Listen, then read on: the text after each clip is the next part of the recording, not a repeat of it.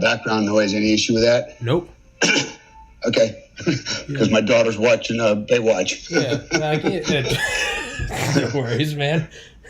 Dude, Yeah. what is going on, Dale? Yeah, man. The sky is falling. The sky is I falling. know. Is that a coronavirus cough? Yeah, right. No, it's actually allergies, man. Yeah. Dude, I believe you. Yeah. It's I'm really prone to allergies. So is coronavirus a Chinese weapon? Is that where we're at now, Dale?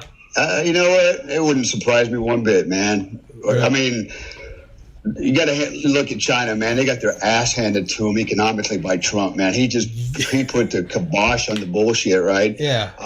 And held them to account. And so, you know, they've been profiting off of us, you know, high taxes, stealing, you know, technology, blah, blah, blah. And Trump finally called them out on it and put them in their place, you know, socioeconomically, man, where they're supposed to be, and without cheating. And so now I think the writing was on the wall for them. Like, damn, you know, we got to level the playing field, and we can't do it, you know, with our economics. Yeah. We're going to have to get dirty, and I would not surprise me, dude. I think there's a bigger conspiracy at play.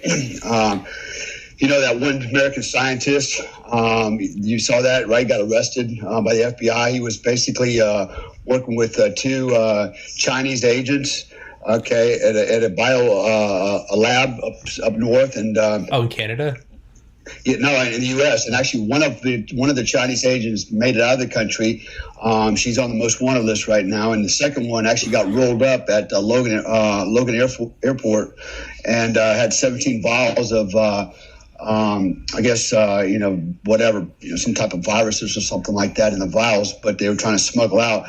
And this other guy, the American, was getting paid, you know, tons of money from them, you know, sneaking technology to him. So, you know, in Wuhan, there's a lab there, right? He was connected to that. So I think ultimately at the end of the day, man, you know, I just hope it comes to surface, man, the reality of it all. But I think there was a bigger conspiracy at play, whether it was this guy being financially incentivized to help the Chinese, not realizing what's going to happen, and they took advantage of them, or maybe it's a bigger conspiracy than that. But none of this is making any sense, you know, and when you really do analyze the numbers, you know, everybody's talking about, you know, the exponential, you know, growth of this pandemic and what it could mean, blah, blah, blah, blah, blah. But man, when you look at the numbers, okay, I'm not disagreeing that, you know, it could burgeon and it could really propagate, you know, and but when you compare that to, you know, and everybody says, oh, you can't compare it to the flu and the swine flu and blah, blah, blah. Yeah, but I'm not going to compare it to the severity of the flu or the swine flu. What I'm going to do is compare it to the, you know, the attention those got, you know, by the media. Yeah. And nobody paid any attention to it. Nobody was locking people down when, you know, 60,000 people got hospitalized for the flu and 12,000 people died from it. And then, you know, the swine flu and on and on and on. H1N1, you know, I mean, you hardly heard anything about it. And now all of a sudden, you know, people are losing their mind over, you know, but, you know, the numbers, you know, what we have and the percentages. I mean, you've got like a 1% chance, maybe up to 4% chance of falling victim to this thing if you fall into a certain category of people right now. Anyways, that doesn't mean it can't mutate and kill more people. But you know what? Any daggone virus can mutate. Even the flu virus can become like super severe, you know, mutate right now. We're still kind of in the back end of the flu season, you know. Yeah. So, but it's the response and the reaction by you know, the media, by, you know, by everybody, man. You know, I mean, let's get this. When you see Americans, and I'm so embarrassed, man. Oh, shit. You're good. My phone holder is kind of... No, dude, you're fine. Gave out on me. Literally happens to everyone, the phone. But anyways, you know, when you see, you know, you see Americans run into, you know, Walmart and hoarding toilet paper, man, it really makes you wonder, man, where's your priorities, man? I mean, come on, really? You know, toilet paper. I mean, what are you afraid? You're gonna not be able to wipe your ass? You know. Well, first of all, you got to have food to even concern yourself with that. You know, and so it just tells you the American people, man, not just American people, but actually globally, man. Most people are. They're lemmings, man. They just follow each other right over the cliff. It's easier to let everybody else think for you, so you don't have to. And sadly, there are two kinds of people in this world. Prey and predators. We talk about sheepdogs all the time, but ultimately a sheepdog, down at his core is a predator. He's not prey, man. He's still a predator. And that's the two kinds of people in this world. And there's a lot of people out there that don't want to use critical thinking. They're happy with being told what they need to know, what they need to do, rather than actually trying to figure it out for themselves. And so this is not going to get any better, not anytime soon. It's going to get worse, and I have my predictions of how this is going to go. But let's hear it. I actually think this is going to come in phases. So right now we're seeing schools being locked down. We're seeing social distancing and isolation, blah blah blah. The next phase is I think is what's going to happen as this virus starts to propagate even more. You start seeing more people getting sick, and you're going to see more people getting sick, and you're going to see more people coming up positive because now the test kits are coming out. More people are already positive than we know, right? And so all we're going to do now is just highlight that with the test, right? It's going to freak everybody out. Oh my God, they've always been here, but it doesn't change the numbers. But what I think is going to happen is, as the panic continues to grow, most of it's irrational, but as it continues to grow, you're going to see stores just like getting wiped out of food. You're going to see, more closures.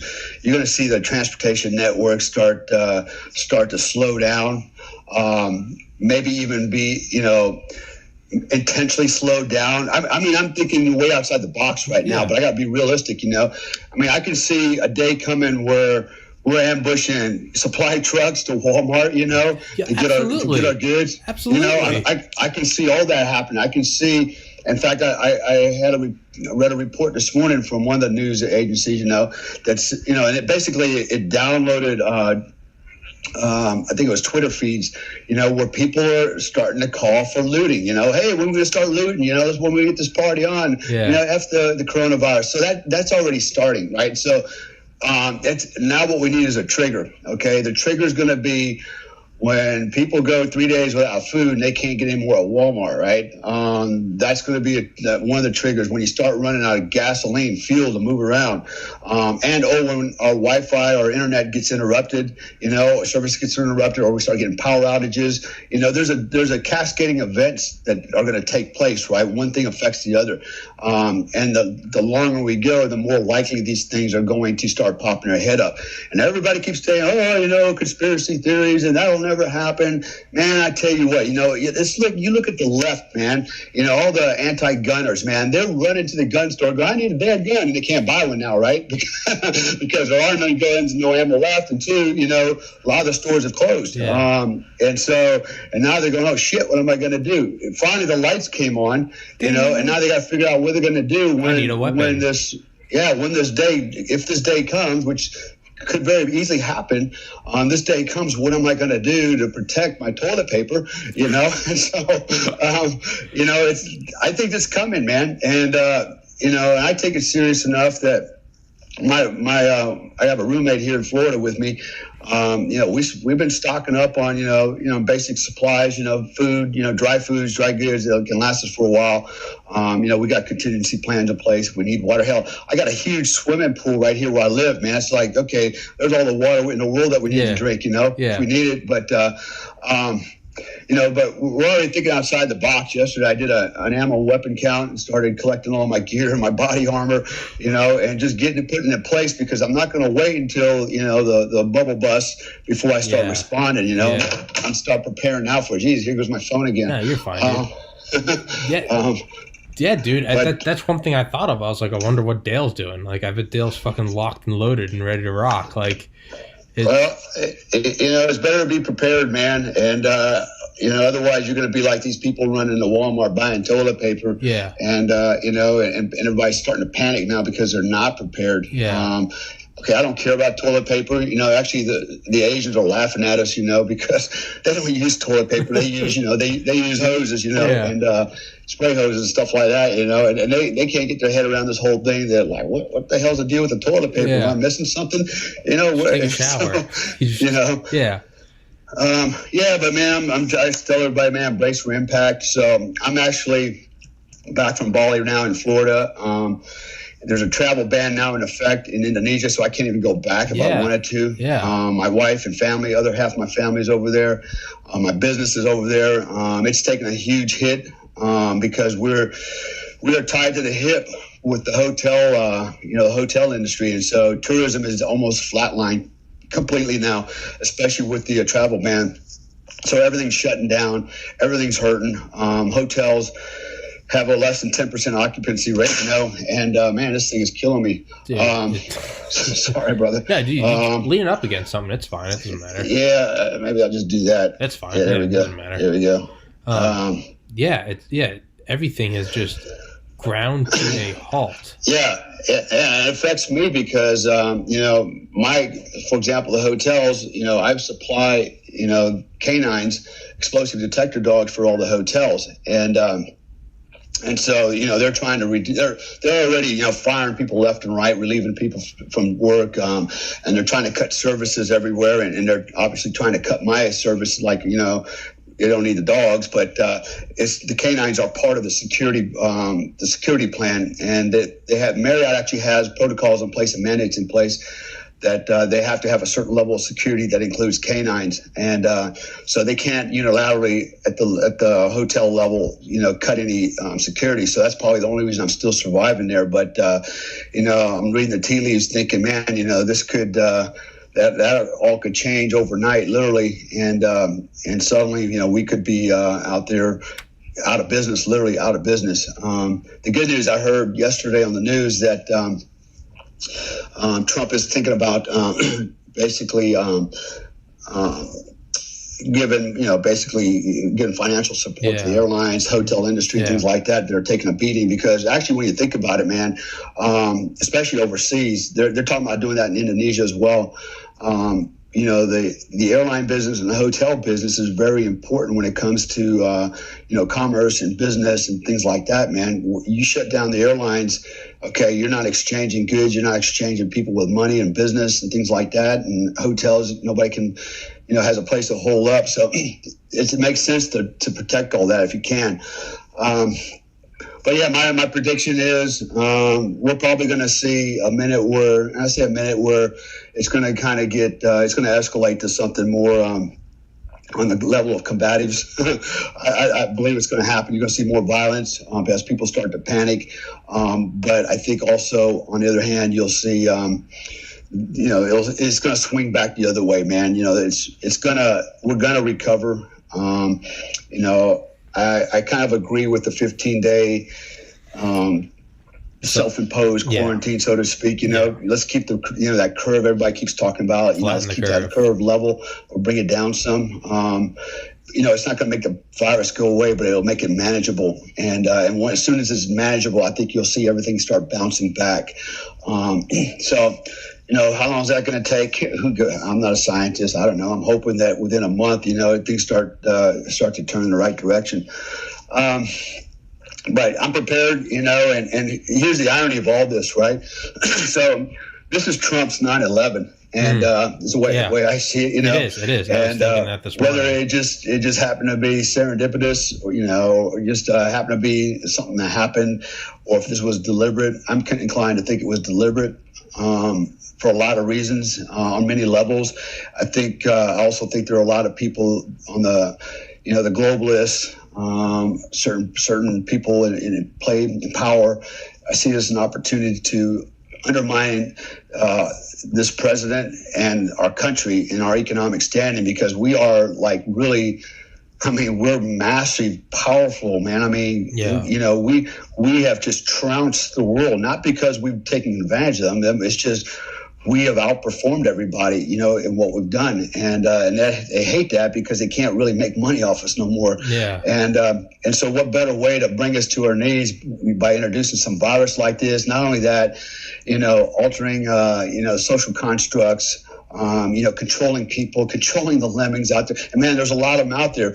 I mean, all these toilet paper hoarders, you know, they're just gullible. They're easy pickings, man. You know, it's like the Romans, man. You control the dumb masses, and you control everything. Bread you know, and circus. Give them bread and circus, and you own them, man. You know, and so that's unfortunate, and it makes me really mad. And I want to, you know, on one hand, you know, forgive these people for being dumb and ignorant, but then on the other hand, I can't, because your stupidity, your ignorance, your naivety, your failure to critically think, what you have done is you've put not only yourself in jeopardy, but you've put our country in jeopardy, and you've put my family in jeopardy. And that's the part I resent. And so if you're a liberal ass out there and you're anti-gun, this, that, now you can kiss my ass. I'm going to tell you that right now. And you get everything you got coming to you, whatever happens, man. I say that, and you know, it sounds hateful, and be honest with you, I am hateful. Yeah. You know what? I'm not going to sit there and pretend like, oh, I got to love everybody. Yeah. You know, we say we're all in this together. Well, it's bullshit. We're not all. We'd like to all be in this together and work together, but you know what? There are a lot of actors out there that are, you know, I mean, you got Bill Mayer coming on there hoping we go into a recession. Yeah. You know, I mean, you got these kind of clowns out there that would wish, you know, bad will on people just to, you know, go, ha, I told you so, and I feel good about it, while everybody else is now, you know, out of business, suffering, you know, and while this asshole who's making millions of dollars is sitting back, you know, enjoying life still, you know, it didn't affect him at all. You know, that's not, you know, I'm not here to talk about that. You know, it is what it is. All we can do is take care of ourselves, stay focused, stay positive.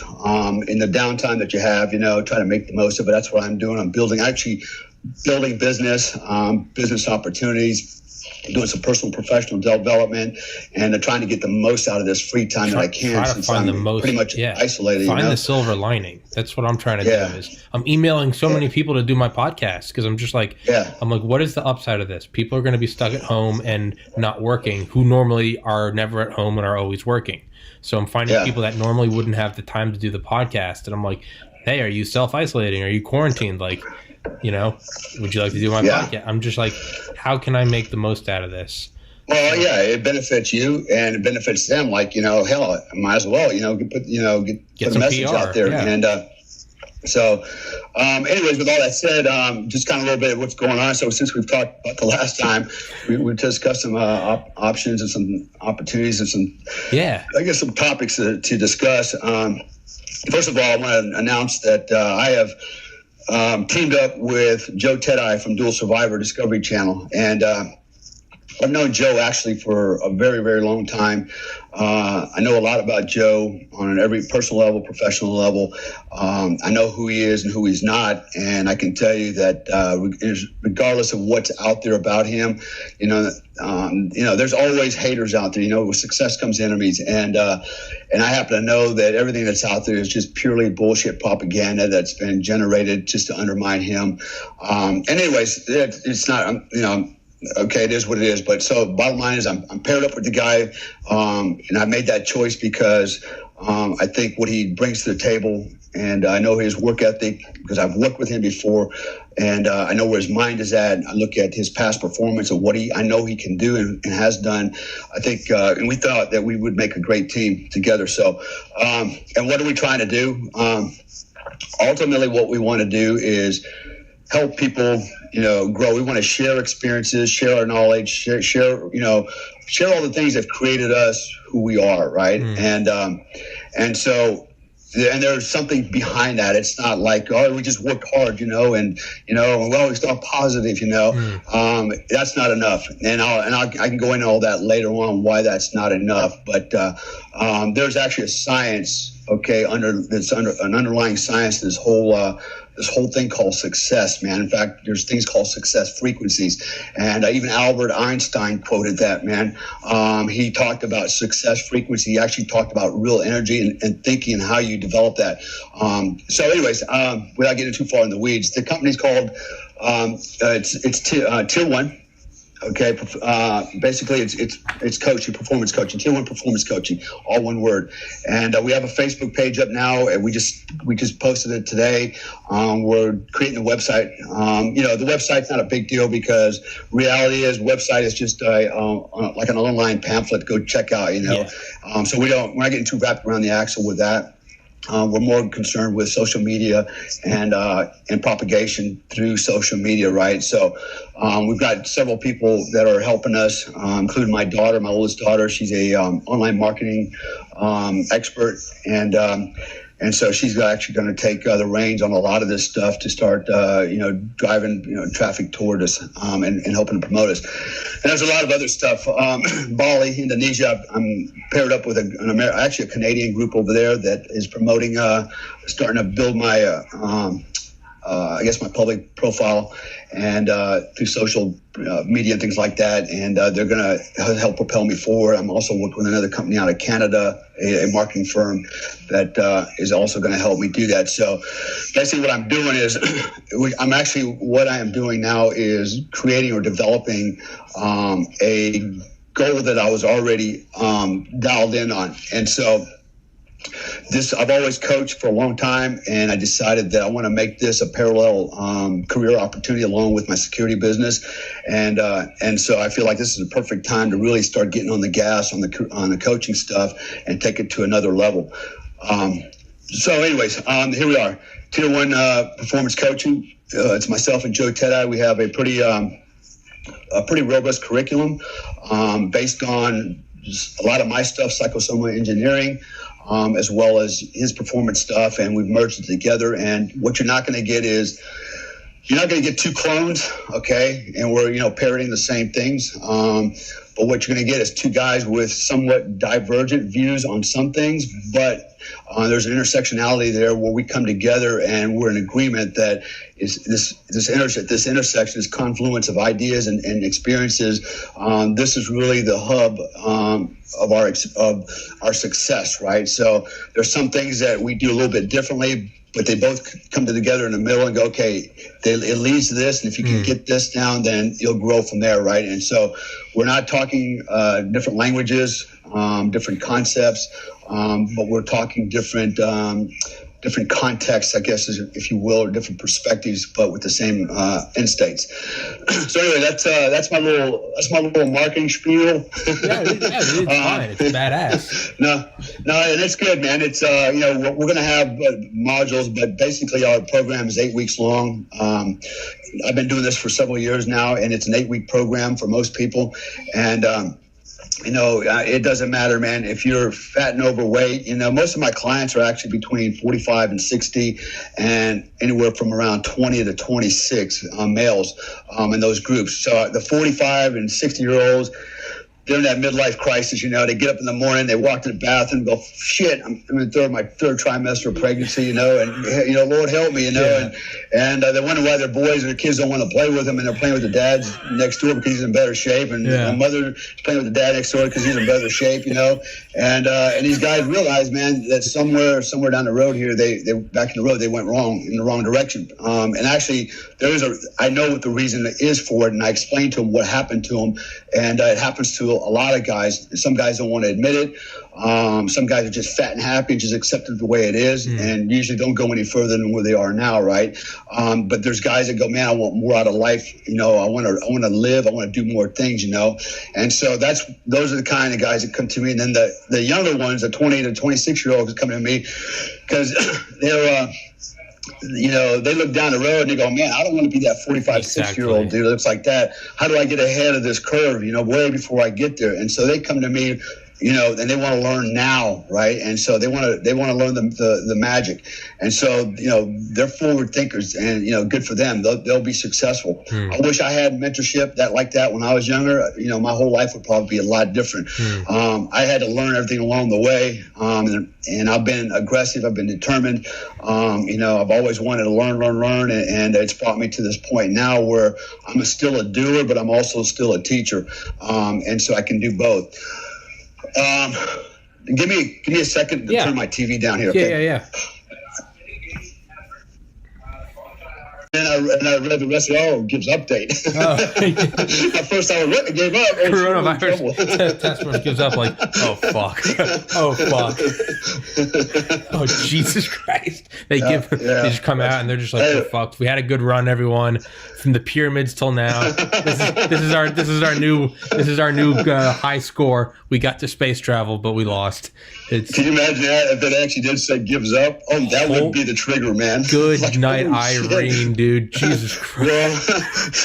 Well, I saw a comment the other day. Somebody said, with all these toilet paper hoarders and all the way that people are responding, it's no wonder the government doesn't want to tell us about aliens, right? Could you just imagine? Yeah. I saw that. It was like, when you look at how we've responded to the threat of coronavirus, you now know why we can't handle the UFOs. Yeah. All right. So, anyways, what I want to do real quick is, we kind of kick this can down the street. I like to come back on, as often as I can. What I want to do is, all the times I come on, I want to kind of go through my book a little bit. Absolutely. Badass. Yeah. And I was going to say today was an exception just because coronavirus is getting crazy. I wanted to touch on it. But it's definitely So, what I want to do is go through the chapters, and basically just kind of give you a fireside chat about the chapters, right, without actually reading it. But I still expect everybody to go out and buy the damn book. Fuck yeah. I've plugged it. They will. Dude, you need to put it on Audible. You've got to get it recorded. Even if you don't read it, you get a narrator to read it. You got to, man, because for me, when I go and see a book and it's not on Audible, I just immediately, no matter how interesting the book is, I just say fuck it. Like I'm not gonna get it. Like I wanted to have you on, so I went and bought it and I read it. But for anyone else, if it's not on Audible, I'm just like, fuck, I'm not reading it. I don't have time. I got shit to do. When if it's on Audible, I will listen to anything. Dude, I've listened to the most boring books about FDR's childhood. Shit I would never in a million years read. But because it's on Audible, well, now I got work to do. Sure. Tell me about FDR's grandparents. I'll listen to anything. You got to do it. You're right. And, I agree with you on that. So I just haven't, so many hours in the day and that's it, man. And contact someone. Yeah. It's a matter, I want to do it and I will. If you got any connections that can do it, great. I'm having on an author sometime in the next month that actually wrote a book called Raven Rock about all the nuclear bunkers and the government's contingency plans. And he is actually the best-selling book on Audible last year. So if I can get him on, I'll ask him. And he'll fucking know. Yeah. Yeah. So anyways, I figured this would be a good way to kind of do that without, it's kind of impromptu, but I want to start, we'll talk about some other things in a little bit, but I want to start off with the first chapter, basically.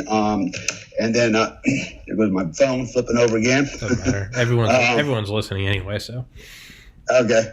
And try to prop it up with something. But anyways, so I'm going to go through the first chapter. This first chapter was, it's actually part of one of the public speeches I give, right? And it's centered on self-leadership, okay, or, auto leadership. And it's, also about overcoming adversity. So it's the first chapter in my book. And it's actually true story. And it wasn't going to be a part of the book. It just happened to happen while I was writing the book and I almost published it. The situation happened. I'm like, shit, man, is there something that could be learned from this thing? And so I said, yeah, there is. And that's why I put it in the opening of the book. So here basically what this goes, this is about is, and I won't pretend like, when I give the speech, I don't tell people, the audience, where this situation is, where this incident happened. But I lead them to believe that it happened in one place when it actually happened in another, right? And they're kind of at the end kind of shocked, like, whoa. Wasn't expected that. In fact, in Las Vegas, when I gave this speech, my wife was telling me she was looking around and all the women are sitting there crying and boo-hooing at the end of the speech. And it was designed to be that way. So with all that said, and I'll try to keep this kind of give you the Reader's Digest version, but to hit the good points to it. Do whatever you want. Hey, the length of this podcast, this is entirely on you. I got nothing doing, Dale. You want to go for 1 hour? Okay. We'll do 1 hour. You want to go for 15 hours? We'll go for 15 hours. It's up to you. It's up to you, dude. So let's go. Yeah. So here's what happened, man. So just kind of bear with me. All right. It was a really cold night. Actually, it was around 3:25 a.m. in the morning. Temperatures were about 27 degrees Fahrenheit. It was in the desert and no illumination, no moonlight. It was very, very dark. And I remember I was standing outside in the desert with another guy leaning up against the truck. And what we were doing is I was communicating with a guy, a SEAL, that was in a vehicle out in the desert. He was driving like an asshole, and he wrecked the car, and he was stranded out there, right? And so I basically called in a search and rescue helicopter to come in and to help him out.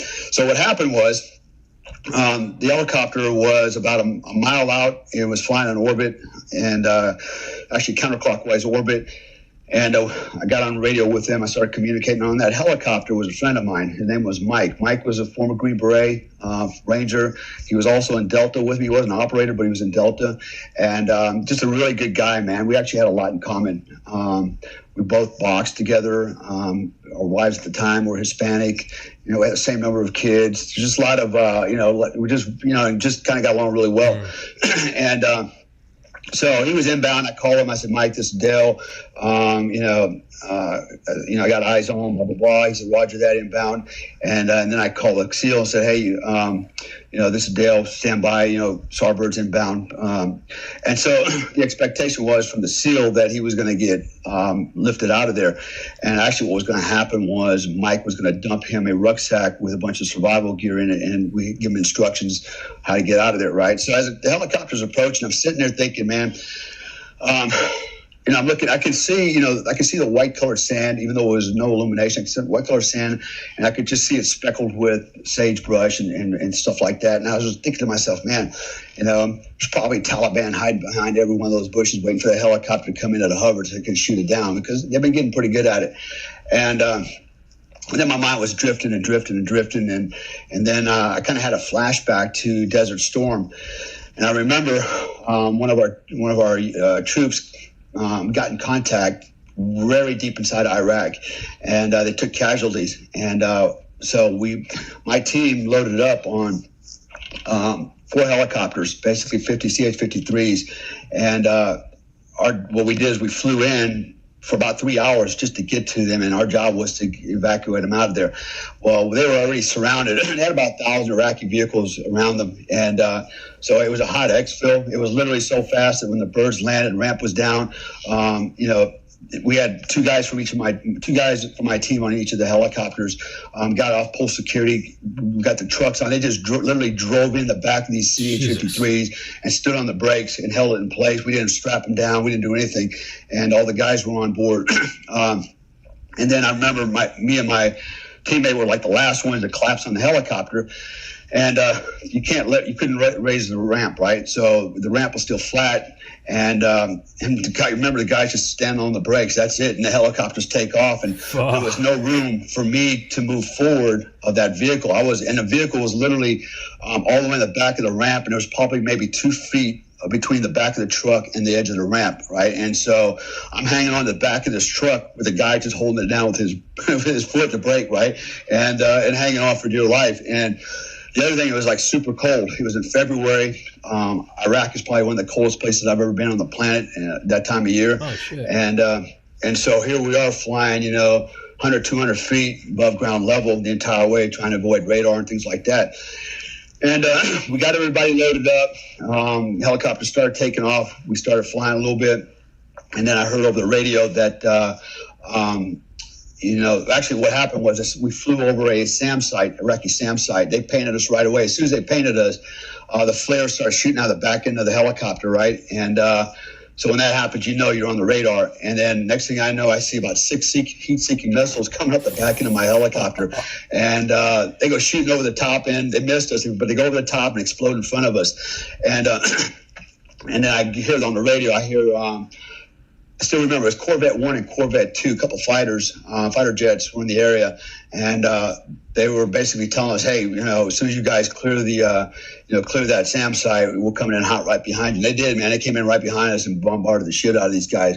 Anyway, so I ended up standing on the back of this ramp for 3 hours, hanging, gorilla gripping the ramp, hoping I don't fall asleep, or get shot off the back end, or something crazy happens. The truck lurches backwards and pushes me off, But finally, so anyways, I'm having all these thoughts in my mind, right, while I'm standing there. And then I kind of snapped back into reality, and I saw the bird coming in. He was at my 5 o'clock position, flying across to 11 o'clock position, and all I saw was a red and green strobe lights blinking. It was, again, that's all I saw in the sky.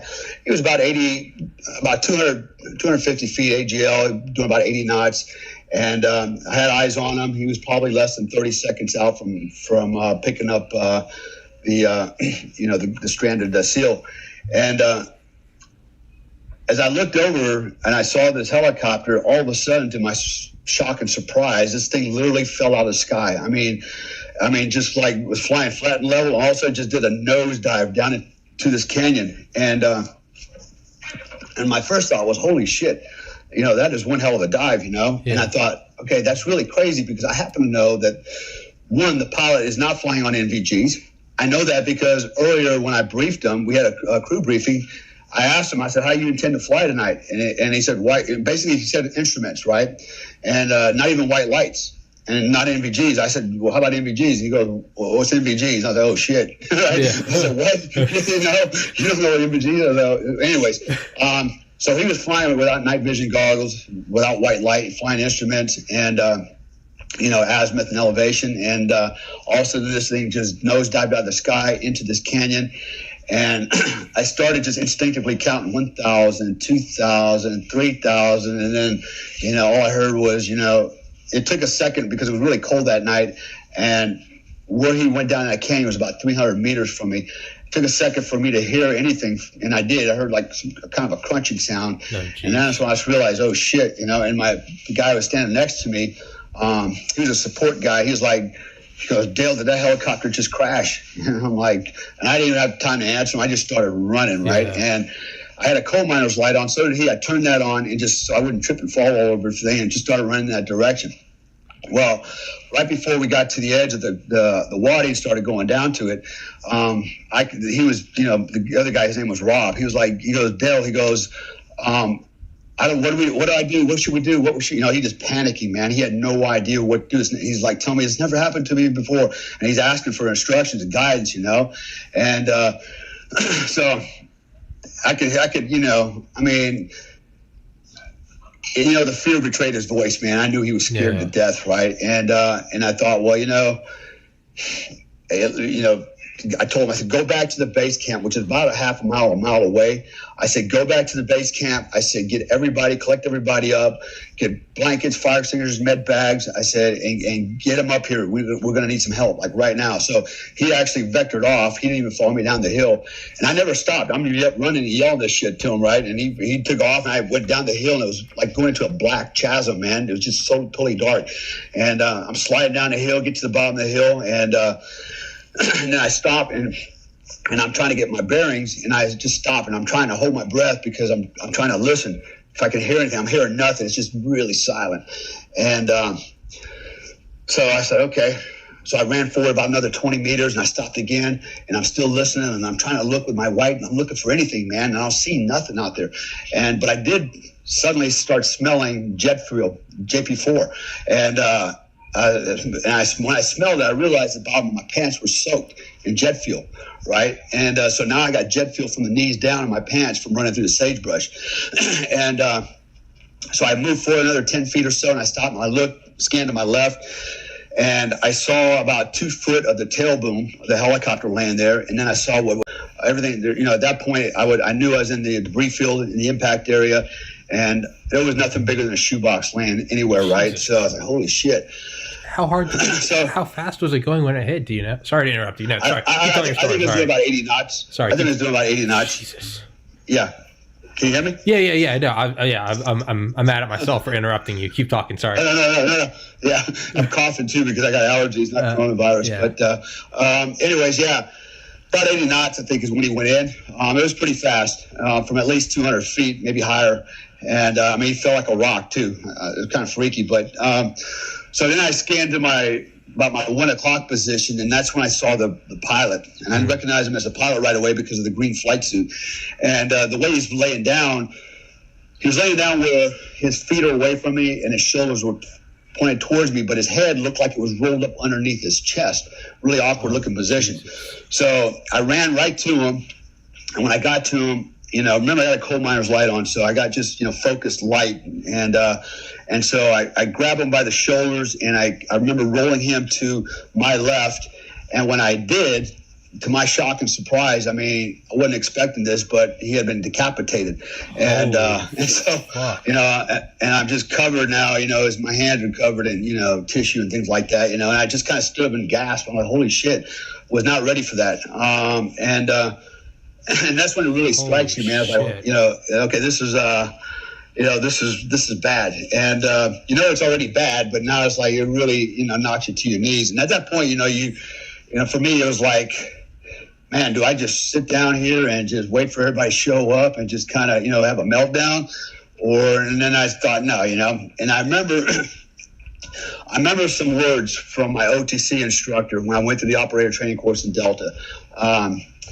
I'll never forget, but it was back in 1996. Craig Maxon, we call him Mad Max. Vietnam vet, SF guy, little short guy, big bushy red mustache. I used to think of him as Yosemite Sam. He had a little attitude all the time, but he's a little hard charger, man. He's a tough little son of a bitch, man. But he would always yell at us when we were training, and he would tell us, run the situation, don't let it run you. And so that moment when I just about had I kind of stalled for a second, those words came to my mind, run the situation, don't let it run you. And right away I kind of got re-energized and got back into the game. So I knew there was nothing I could do for him. I stood up, scanned to my right about 4 o'clock, about 15 feet away is when I saw Mike's laying there, Mike's body. So I ran to Mike, and again, he was covered in jet fuel. His clothes was soaked in jet fuel. He had on, I still remember, a brown fleece jacket. It was just soaked, man, like a sponge. And but he wasn't dead. When I got to him, he was still breathing, very slowly, very labored. It was almost like, he was in the final throw. He was in the final throes of dying. And he was just a mess. And I won't go into all the gory details, but, he had sustained some major damage to his face and to his head. And the blood was just, trickling out of the back of his head like a stream. And, I couldn't even abate. I couldn't do anything, man. And it's like, holy cow. And he was choking really bad. And so I grabbed him by his body and kind of wanted to roll him on his side to clear the airway. And then again, I still remember when I grabbed his body, you could just feel, man, all the, everything was broken, man, just like a bag of marbles or a bag of potatoes. So I got him rolled to his side and try to clear the airway, and I'm trying to balance him. I'm trying to encourage him. I'm talking to him, and I'm doing whatever I can with all I have is my hands. In fact, I had on a super thin jacket, and I'm freezing my ass off right now. It's 27 degrees, and but I had nothing to to stem the bleeding or anything, man. Just what I had my hands, and so at this point, we're probably several minutes into the event, and there's no help coming anywhere, and I'm like, crap, man. And I'm balancing Mike, and I know I'm missing one more guy, and I don't know where he is, and I'm like, I got to make a call here. Let me get Mike on his side, at least clear the airway. And then maybe I can get up and kind of scan around, find for the third guy, and maybe I can help him, whatever, But I knew time was important. So I remember after that, I was balancing Mike, and I yelled out as loud as I could in the desert, man. I said, I got two. I'm missing one. Somebody help me. Right, hoping that somebody would dial into my voice and come, can come vector in on me, and I'm yelling this loudly, and but there's nobody coming. I'm out in the middle of the desert, there's no lights, there's no talk. I can hear nothing coming. It's just eerily quiet.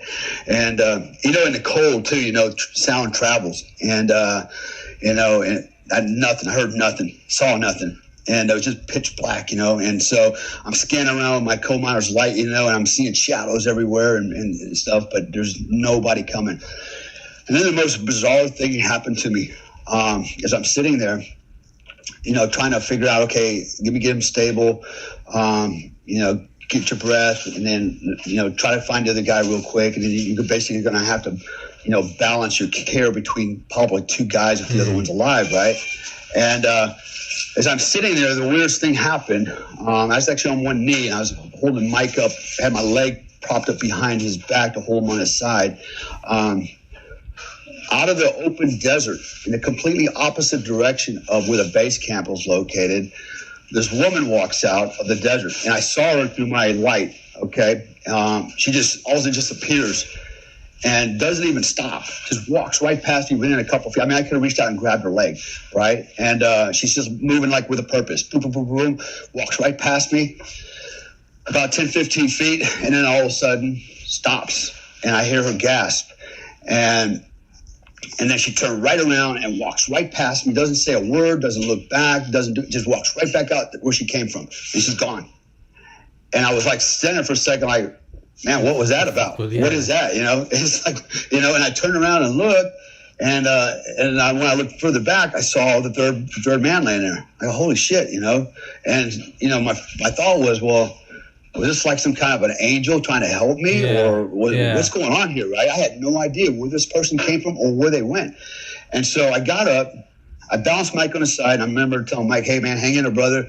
I'll be right back. I got to check on one more guy, but I'll be right back. And I'm thinking, maybe he can hear me, even though he's not conscious, maybe, he can hear me. And so I go back, and I find the third guy, and he's laying on his back, and the position he's in, it was pretty gross. And it was obvious right when I looked down, he was dead. There was absolutely nothing I was going to be able to do for this guy. And so I ran back to Mike, and I noticed Mike breathing was getting even slower and slower. And at this point, I'm probably 4 to 5 minutes into the event, and still nobody had shown up except for that person or whoever that was, right? And then probably about 30 seconds after I got back to Mike, he finally just stopped breathing, and that was it. It was all over. And I was like, wow. I just kind of stood up and just kind of stood there for a second. And all of a sudden, a medic, an EMT comes sliding in like the home base with his aid bag, and he's like, he's all on fire, and he's jumping around. He jumps on Mike, and I like, hey, dude, I said, it's all over, brother. It's over, man. And he's working, trying to, and he's trying to, assess Mike, and I'm just standing there looking at Mike, and I'm in the middle of three bodies, and I remember sitting there looking down at Mike. Did you hear that? Yeah. You might want to timestamp that, because we're going to have to. What's going on, man? Shelf fell. What, my shelf? Oh shit! We're back. So EMT guy. I'm standing there, and looking down at those three men, and I remember thinking, holy cow, man, that's actually supposed to be me laying there, not Mike. And because what happened was, earlier that day, I was actually supposed to fly in that helicopter. And I was going to be part of that SAR package, and I was going to deliver, the rucksack and stuff like that, right? And so in the last second, we made the decision to switch places. And I would go out and be part of the ground party, and he would just basically get on the helicopter and dump rucks out the door. So that's how that played out. And why did all that play out? Well, so what people don't realize is, everybody's first thought is, oh man, it must have happened in Afghanistan, blah, blah, blah. But actually this happened north of Los Angeles in the desert, on the set for Discovery Channel. We were actually filming a TV show called Lone Operator. And Mike was there, Joe Tedai was there, and this whole thing played out like that, and of course the show never aired because of that. Just a disaster. To this day, nobody knows why the helicopter crashed. The guy that was flying the helicopter was from a very reputable helicopter company. That's what they do, is they fly for Hollywood and stuff like that. And he had a lot of airtime, and everybody came out there. What do you call it? The FAA. Federal Aviation. They all came out, and NTSB.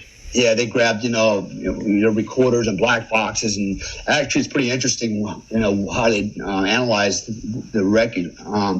Just from the sounds from the black box, they can tell how fast the helicopter, RPMs and the sounds, the speed, and they can pretty much from there figure out, okay, what happened. Was it a mechanical issue? Did something break apart? And as far as I know, they never were able to figure out the cause of the crash.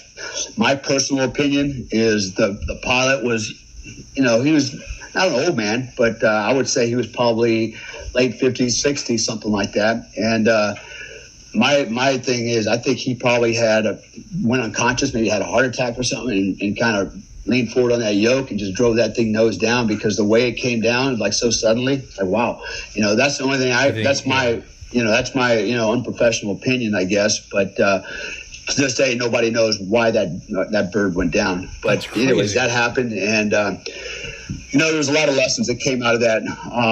First of all, nobody wanted to come to the crash site, and from the rest of the crew that was out there. And the reason why they didn't want to come out to the crash site is because earlier that day, the pilot actually gave a crew briefing, right? Basically said, listen, he's got to give the briefing. The helicopter crashes, don't come near it because, spinning parts and blades, fuel, fire, blah, blah, blah, blah, blah, right?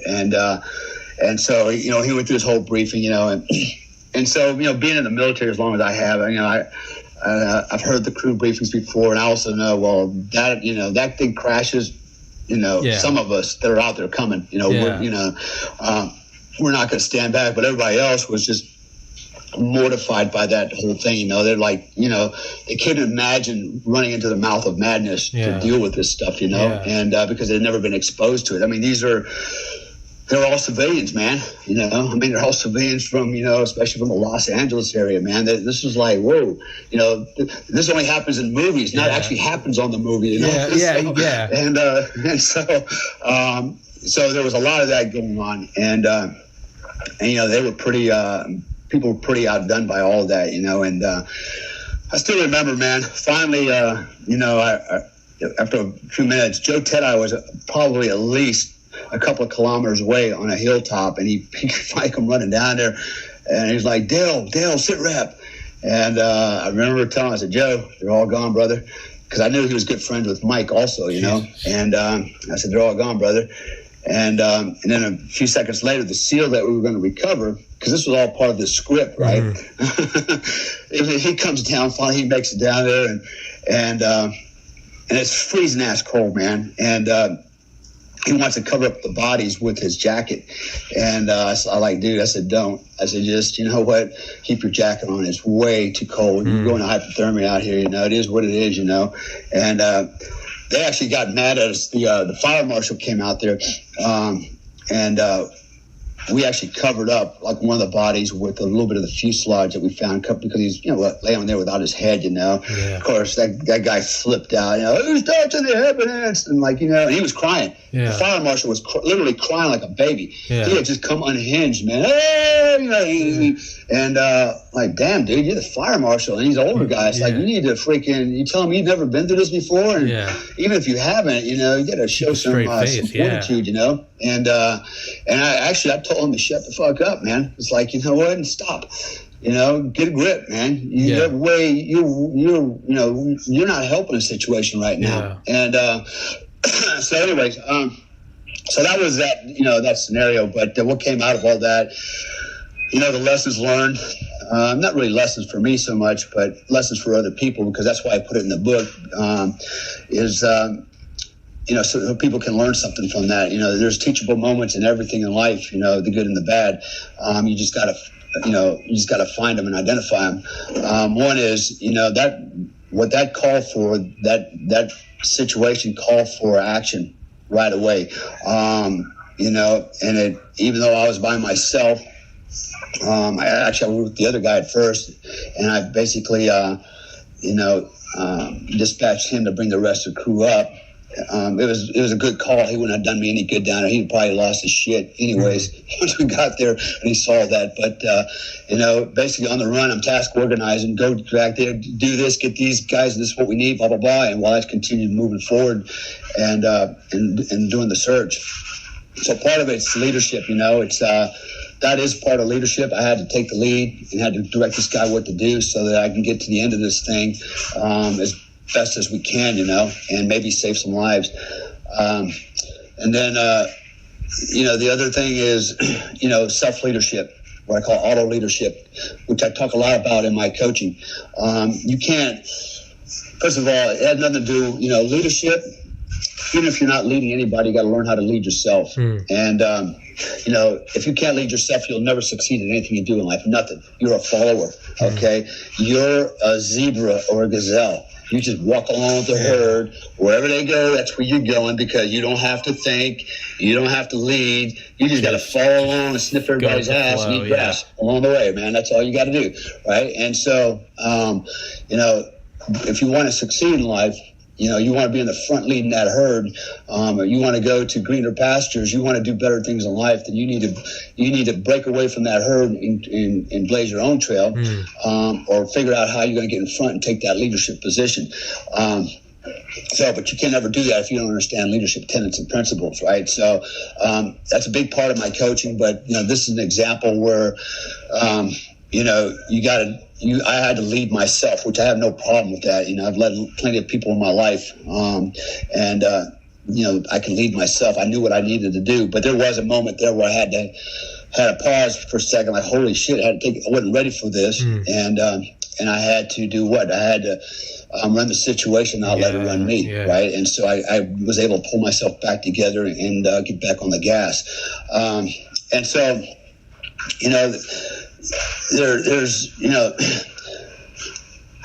there's a lot of things that if you pay attention that you can learn about people.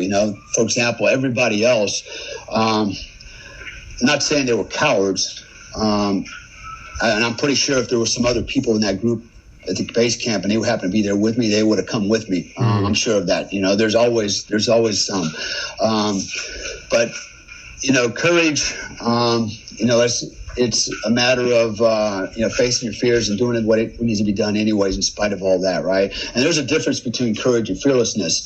The courageous person overcomes that fear anyways and does what it needs to do, right? The fearless person is too stupid to realize he's in trouble and does dumb shit, right? And that's most teenage boys, right? We're fearless, right? And then we grow up and we get courageous and go, that was a dumb idea. Jumping off the roof of that house, that was a bad idea all the time, and we wouldn't do it at our age, we might do it once and break a leg, but we're not inclined to do that anymore. So anyway, that's kind of, a little bit about that story. And so that's, how that leads into the rest of the book, and, but to me, that was, it was an important life lesson, because we all think that it could never happen to us. We could never be in that situation. That's the kind of stuff that, is, relegated to warfare. And it's always that guy who has to worry about it. It's never me. Just like this coronavirus crap right now. Who the hell saw that coming? Well, that'll never happen, And even now, right, the lemmings are out there buying toilet paper, because there's no way anybody would come after me with a gun and take my toilet paper and my, my ravioli and my Coca-Colas, right? Well, I got bad news for you, man. If this thing drags on, as we talked about earlier, and the supply trains slow down or start getting interdicted, you see, power outages. You see the internet starting to go in and out. You start, dude. If I was China, that's what I'd be doing. I'd be freaking hammering our freaking internet. Okay. I'd be, as soon as you do that, man, it's. People are going to go, this is, now you've cut off the lines of communication. You've cut off lines for information. And when people are in the dark, and they're starting to go, damn, am I going to get anything to eat too? that's when people start really, they lose their shit. And so, but hey, it could still happen. We're just now, getting into this thing. So, and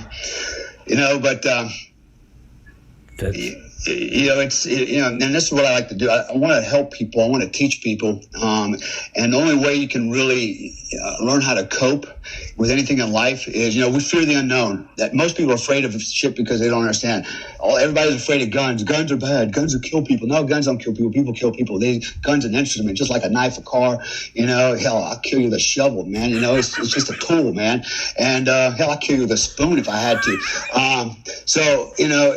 And so they fear what they don't understand, right? They somehow think that it's the gun, right? It's got some kind of demonic spirit to it that possesses people that are around it, and it makes them pick the gun up and shoot people, right? Yeah. It shows you the level of naivety, the level of stupidity, and gullibility by a large part of our population.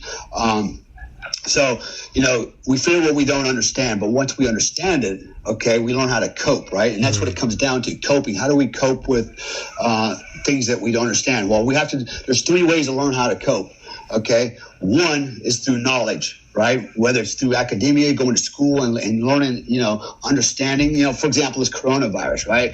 If you went to school and you were, some type of a biochemist or bioengineer, right? Or virologist or something like that, like you would probably not be worried or as intimidated, right? It's like, I understand how this works, and what's possible and what's not.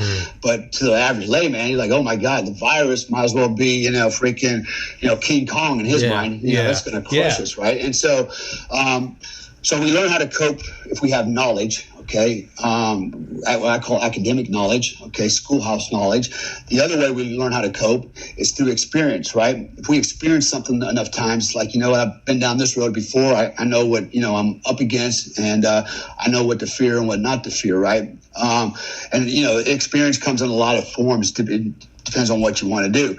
If you're in a gunfight enough times, you're not before you ever get in a gunfight for the first time. I can tell you, you're going to ask yourself, what will I do if I get in a gunfight? Yeah. Can I shoot back? Can I fight back? We all talk shit like, I'll blow his head off, right? That's what we think.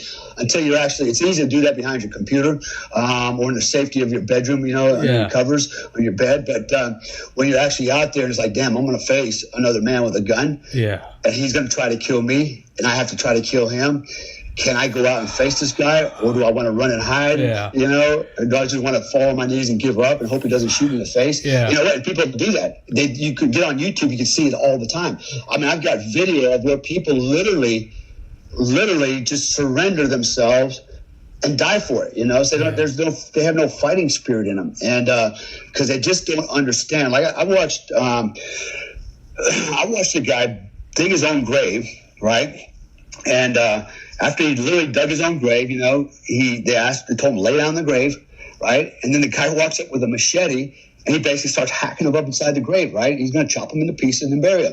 And so I'm thinking, and he just laid there and took it. This guy whacking the shit out of him, right? You're not going to die with one machete blow unless it just happened to be a good shot across your throat or your neck. But even then, you still have a chance, right?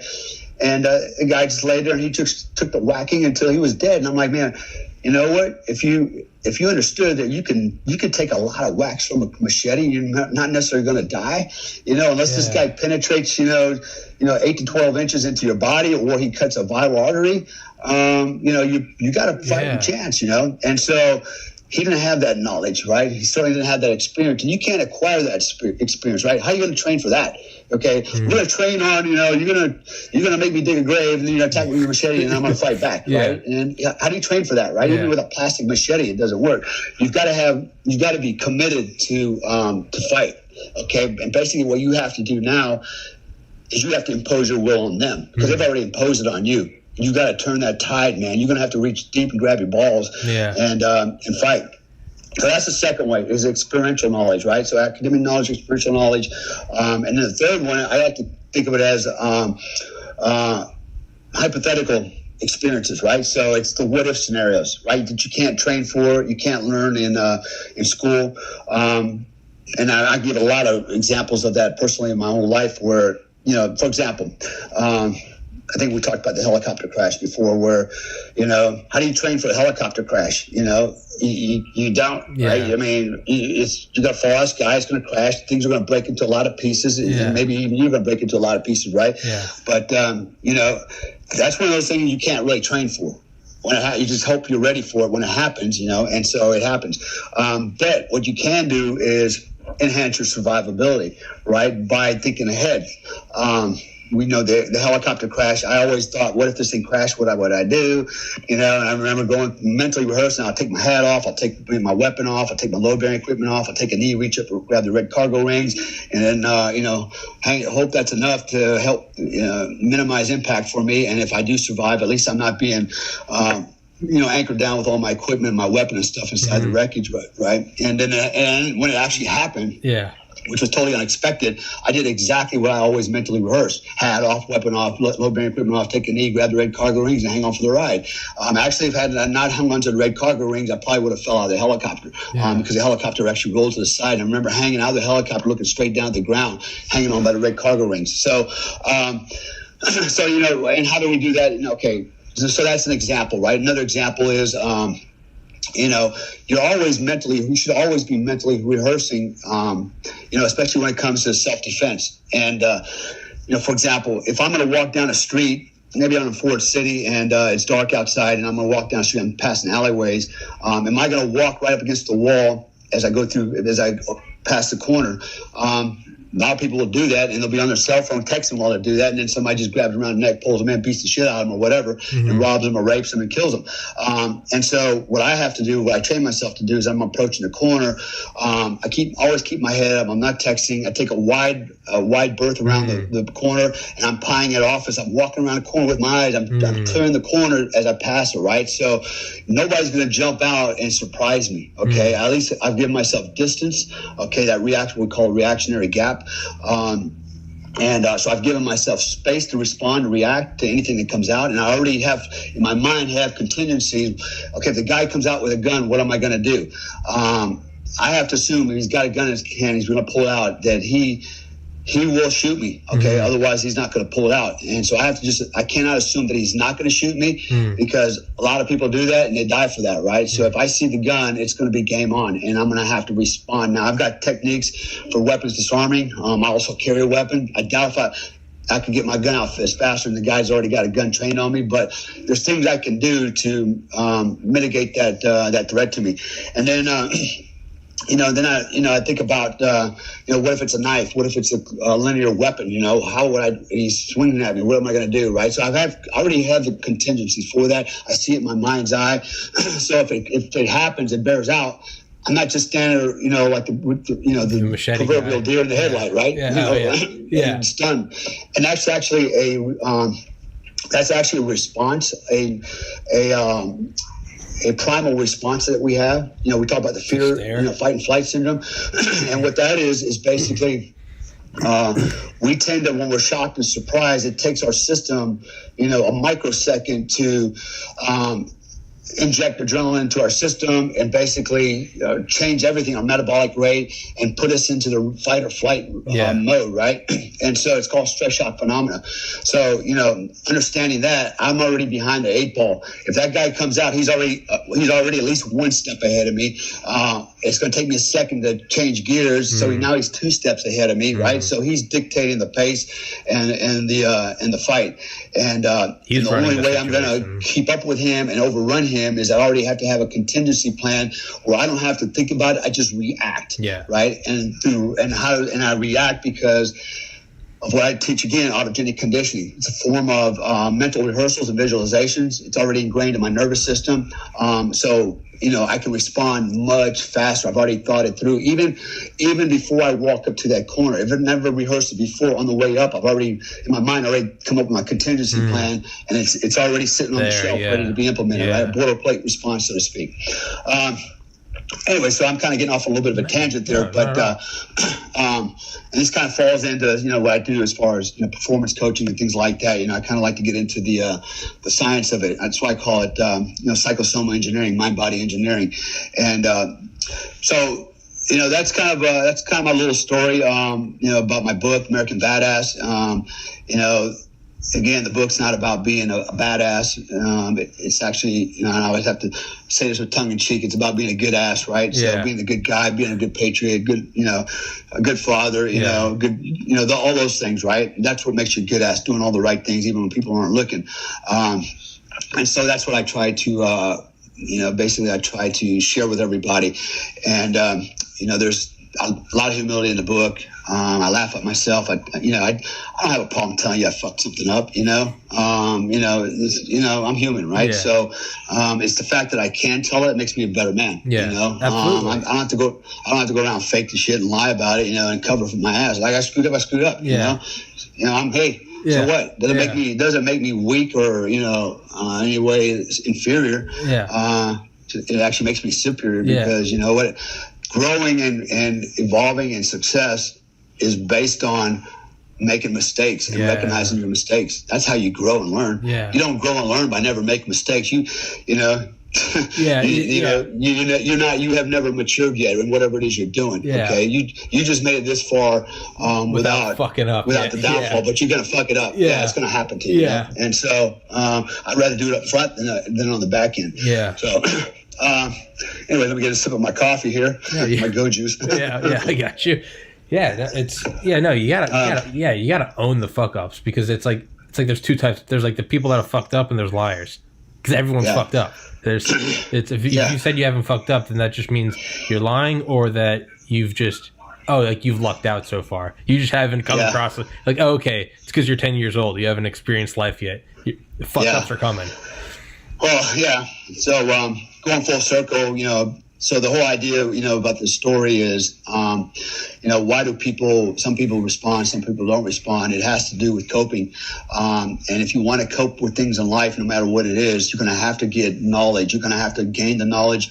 And there's 3 ways to do it. You can do it through all 3 means or 1 means, but you need to find that knowledge. It's either through academia, it's either through experience or it's through hypothetical experience and what if and shit and creating scenarios. The third one is the one that's really directly linked to autogenic conditioning.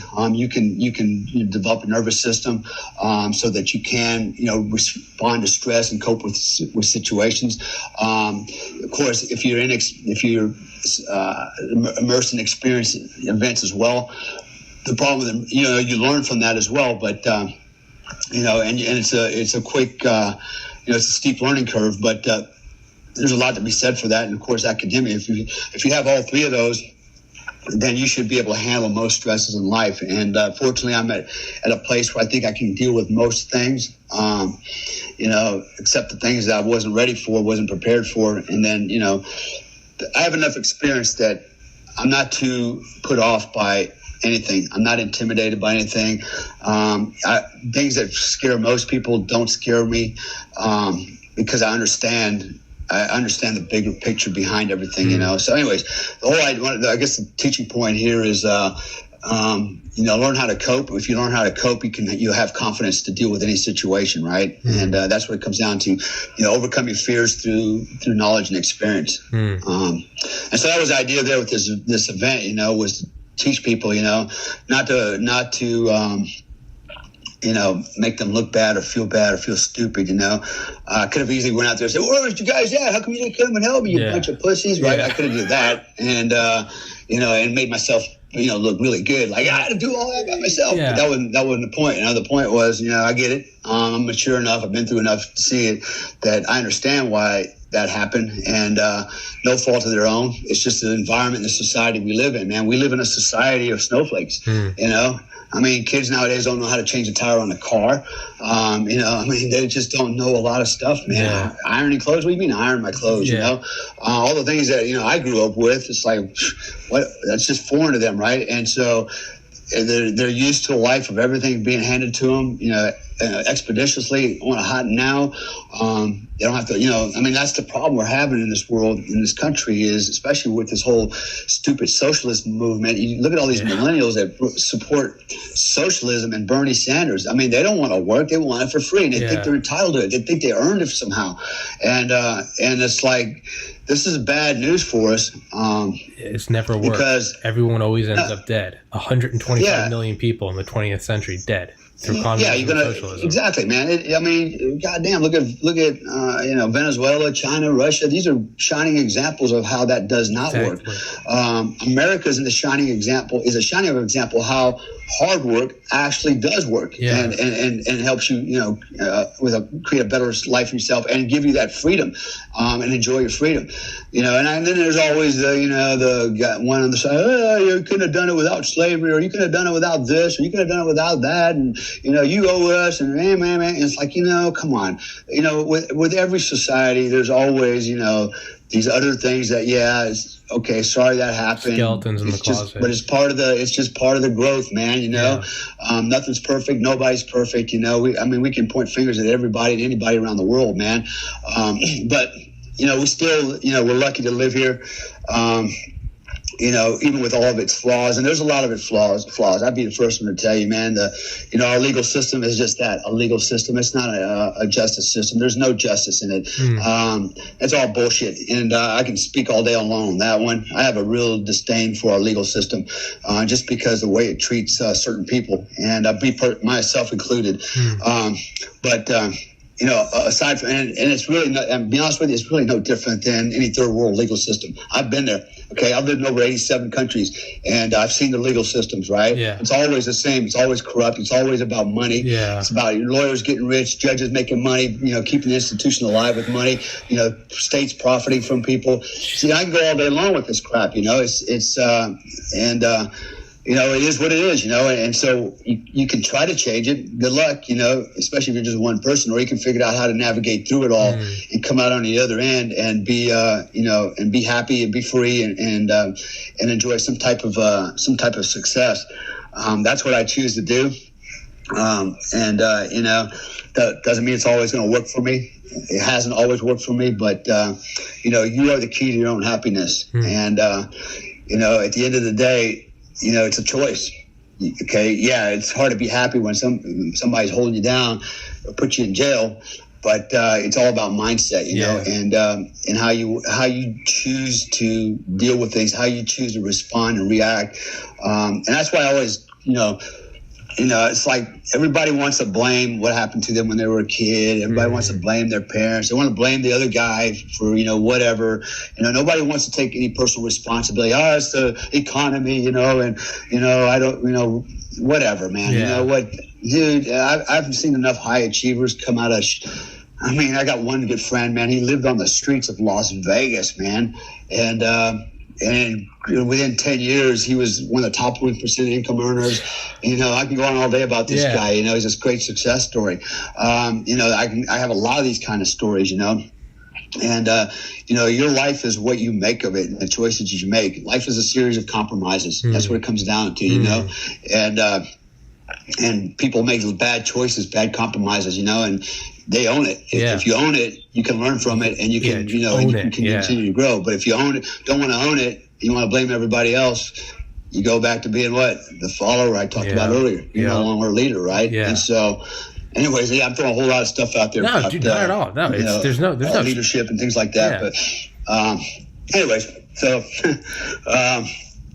it's kind of there's my story and a little bit about what I'm doing, man. And what I'd like to do is, do some more of these stories with these lessons learned. Absolutely. And, absolutely. Share some of the stuff about the coaching that I'm doing and some of these other programs I'm involved in. Like survival is going to be a big thing, right? So here's the funny part.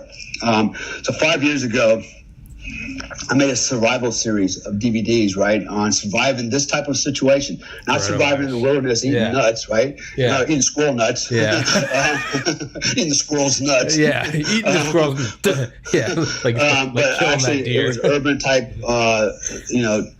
this type of survival, right? What happens if there's an apocalyptic event? Back then I used the Ebola virus as an example, which fizzles out really fast, But I had a vision that, it's going to happen, and this doomsday stuff's going to be prevalent. It's going to continue to happen. One day we might actually have a real major doomsday event. Now this is not a major doomsday event, I don't think, but the response is making it that, right? And so I created these DVDs for that purpose, right? How do you how do you prepare yourself? Prepare your family. How do you, bug out bags, planning, contingency planning, self-defense and around the house with weapons. Teach your kids how to use weapons to defend themselves.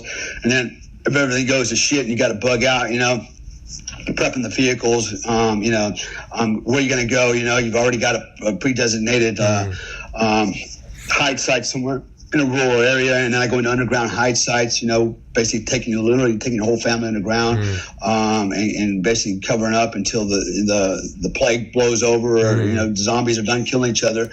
I go into early warning systems, all kinds of stuff, right? So communication systems, weaponry, blah blah blah, and last year, I remember talking to the company that produces all my products, and they were looking at a new paradigm. Looks like the sun might be setting on prepper stuff. It's not as popular as it used to be. Right now. And voila, here we go. Sun's rising on it again today, right? Yeah.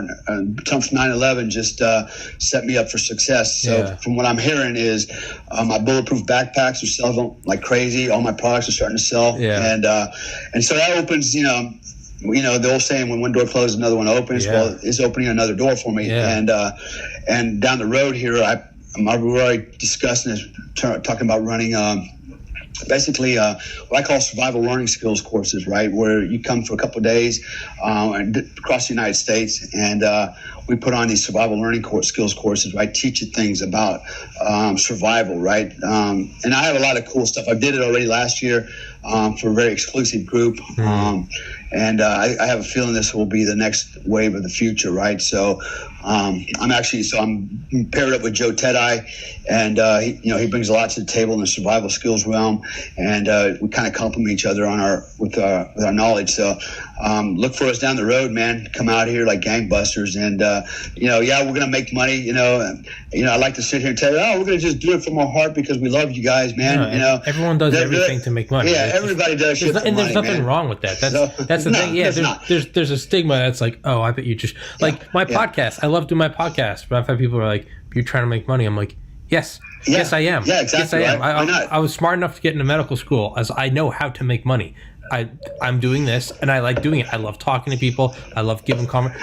People that get to watch this, they're watching it for free. They get to listen to a Delta Force guy talk about coronavirus. Where the fuck else can you do that? Nowhere. Yeah. It doesn't. They're not mutually exclusive. Coming from the heart and coming from trying to make money. They can be this. They can be in the same.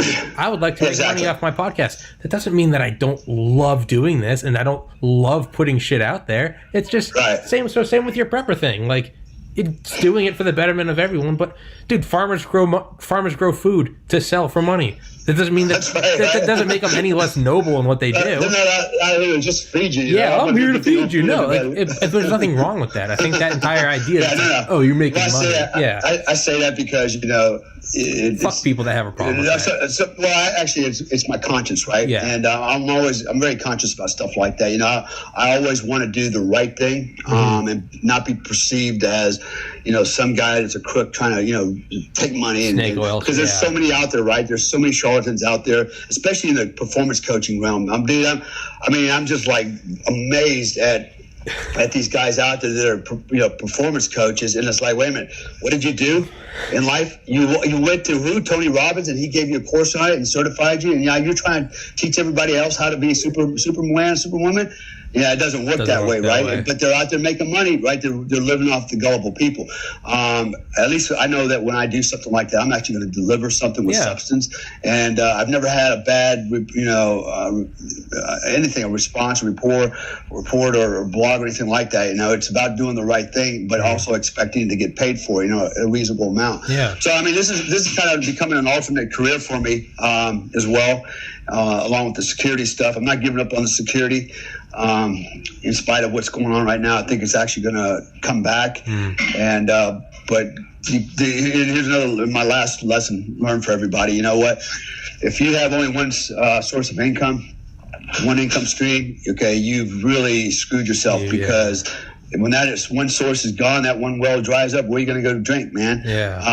Grab your gun and go drink at your neighbor's well? I don't know. But that's where a lot of people are today, right? And so the good news is, for me anyways, is I've always had multiple income streams. Now I made a lot of money and I've lost a lot of money. It's like ebbs and flows. And the reason I lose a lot of money because sometimes I'm willing to take a risk and try something else. It doesn't work, boom, I lose my ass. But I don't give up. It's like, okay, let me redirect myself and come in on another approach so I get to where I want to be. But I have set myself up where I do have multiple streams of income. To keep me going so I can sit at home today and not actually go to a job, not worry that I don't have a job and still be making money, right? And whether it's through the internet, whether it's inventing products, I've invented stuff, like my ballistic backpack, right? I created that several years ago. And and I still, drawing royalties off of that. I'm getting royalties off of DVD products I created. I can go on all day long about stuff like this, So my retirement check from the Army. Okay, I worked 20 years to get that income stream.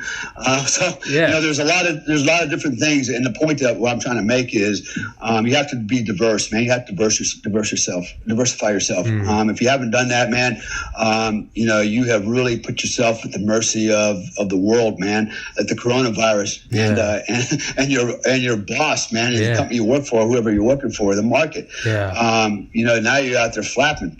I know people out there that relied, just on one thing, and now that this is happening, it's like, man, I'm done. Flatline, probably not going to recover for a long time. And what am I going to do? I have no other skills to fall back on. So, anyways. There's my Dale-isms. And lessons learned, man. So. I wrote down some questions, but I'll save them for tomorrow, so I don't keep you. But man, let's still want to talk tomorrow. Fuck Same time. All right, I got a bunch of, but I'll save them for tomorrow. Okay. All right, man. I'll text you tomorrow morning and let's do another one, dude. I'm fucking excited. I'll send you a link to this one when it's uploaded. All right. All right, Dale. brother. All right. Peace. Bye-bye. Peace.